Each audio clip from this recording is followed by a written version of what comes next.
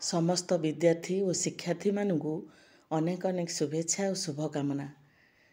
आमर 2024 मसीहार जो सुरभि कार्यक्रम वरिष्ठ विभागर वितर्क विषय वस्तुटी अच्छी केवल विद्यालय शिक्षा ही लोककला को बंचाई रखा साहाय्य करुछि। या उपरे किछि लेखा लेखिबा मते बहुत पिला रिक्वेस्ट करथिले, तेणु आज सेमानकर अनुरोध रक्षा करी मु समय बाहर करी याकू प्रस्तुत करिछि।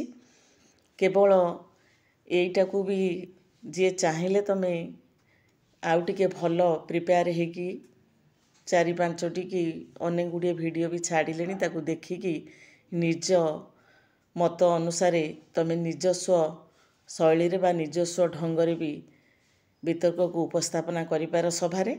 तेणु ताहले आउ समय नष्ट न करी मु आरंभ करुछि।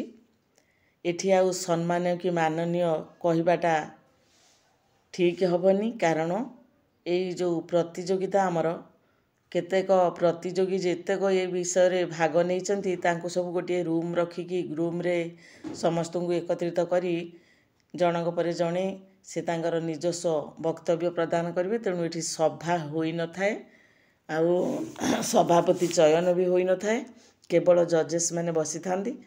तेणु एठी सभापति सम्मानीय सभापति कहबार किसी यथार्थता नहीं। डायरेक्ट आमे ताकू सुरभि प्रतियोगिता रे जो उपस्थित जजेस माने अछंती तांको एड्रेस करके भी कहबा ठीक हबो। ताले आरंभ करिबा। आज सुरभि प्रतियोगिता रे उपस्थित मोर पूज्य ज्येष्ठ श्रेष्ठ वरिष्ठ तथा ज्ञानी गुणी विचारक मंडली, मोर प्रतियोगी भाई भौणी माने, आज वितर्कर प्रसंगटी संपूर्ण नियारा। एभली एक स्पर्शकातर प्रसंग चयन करिथिबारु सर्वाग्रे सुरभिर कर्मकर्ता मानकु मोर हृदयरु कृतज्ञता अर्पण करुअछि। प्रसंगटी हेउछि केवल विद्यालय शिक्षा ही लोककला गुड़िक बंचाई रखिबारे साहाय्य करुछि। मु एई उक्तिरे आदौ एकमत नुहे, कारण लोककला आम समाजर एक अविच्छेद्य अंग। मनीष शरीरर शिरा प्रशिरा भली आम समाजर कोणे अनुकोणे लोककला सबू देखिबाकू मिले। उत्कृष्ट कलार देश मो उत्कल मनलोभा कलाकृति झाटी माटी पुणी पथर छाती रे लेखिछि कलार गीति। पृथिवीर जेउ सप्ताश्चर्य अछि कोणार्क ता मध्ये एक जुग जुग पाई बढ़ई जातिर रखिछि धरमा टेक। पिला माने वितर्क आउ वक्तृता आ भितरे फरक कौन?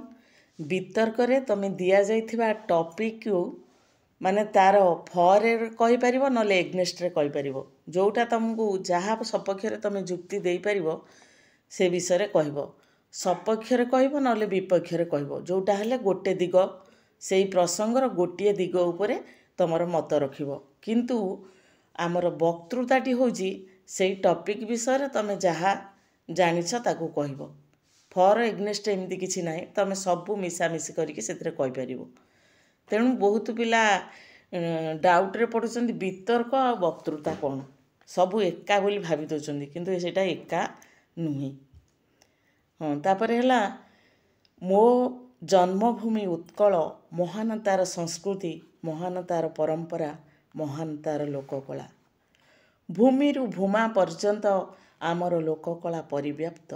आज भी कोणार्कर कांथरु गुंजरित हुए 1200 बढ़ईंकर निहाण मनर शब्द। एक गौरवमय संस्कृतिर आधार रे एहार लोककला परिस्फुट। ओडिशार माटी गोड़ी पानी पवन कांथ बाड़ उपकूलरू आभ्यंतर जाए सबुठी लोककलार झलक देखिबाकू मिले। तेणु एई विस्तृत और परिव्याप्त लोककला को बंचाई रखिबा पाई केवल विद्यालय शिक्षा यथेष्ट नुहे, बरं एहा एक अंश होई पारे। सीमित समय पाठ्य खसड़ार बोझ परीक्षा मूल्यांकन ଓ ବିଭିନ୍ନ ସହଶୈକ୍ଷିକ କାର୍ଯ୍ୟକ୍ରମ ଭିତରେ ଲୋକକଳାର ବିକାଶ ଓ ପ୍ରଚାର ପ୍ରସାର ପାଇଁ ବିଦ୍ୟାଳୟ ସ୍ତରରେ ଏହା ସମ୍ଭବ ହୋଇପାରେ ନା। ଏହି ଲୋକକଳାକୁ ବଞ୍ଚାଇ ରଖିବାକୁ ହେଲେ ପ୍ରତ୍ୟେକ ବ୍ୟକ୍ତି ନିଜର କଳା ସଂସ୍କୃତି ଆଉ ପରମ୍ପରା ପ୍ରତି ଅନୁରାଗ ଆଉ ଭଲ ପାଇବା ଉଚିତ। ଜଣେ ଓଡ଼ିଆ ଭାବରେ ମୁଁ ଏତିକି କହିବି ଯେ ଓଡ଼ିଆ ଅସ୍ମିତାକୁ ବଞ୍ଚାଇ ରଖିବା ପାଇଁ ଡିଣ୍ଡିମ ପିଟୁଥିବା ରାଜନେତାମାନେ କେତେ ଭଲ ପାଆନ୍ତି ଓଡ଼ିଶାର କଳା ସଂସ୍କୃତି ଭାଷା ଆଉ ସାହିତ୍ୟକୁ। ଆଜି ବି ରଙ୍ଗବତୀ ଗୀତର ତାଳେ ତାଳେ ବିଦେଶୀମାନେ ଝୁମୁଛନ୍ତି, କିନ୍ତୁ ସରସ୍ୱତୀଙ୍କର ବରପୁତ୍ର ସଦୃଶ କଳାକାରମାନେ ଆଜି ଲକ୍ଷ୍ମୀ ଛଡ଼ା ହୋଇ ବୁଲୁଛନ୍ତି ଆମ ରାଜ୍ୟରେ। ଆମର ପ୍ରିୟ ମୁଖ୍ୟମନ୍ତ୍ରୀ ନବୀନ ପଟ୍ଟନାୟକ 471ଟି ଲୋକକଳାକୁ ଚିହ୍ନଟ କରି ଏହାର ପ୍ରଚାର ପ୍ରସାର କରିବା ସହିତ କଳାକାରମାନଙ୍କୁ ଭତ୍ତା ପ୍ରଦାନ କରିବାର ବ୍ୟବସ୍ଥା କରିଛନ୍ତି 2011 ମସିହା ଠାରୁ।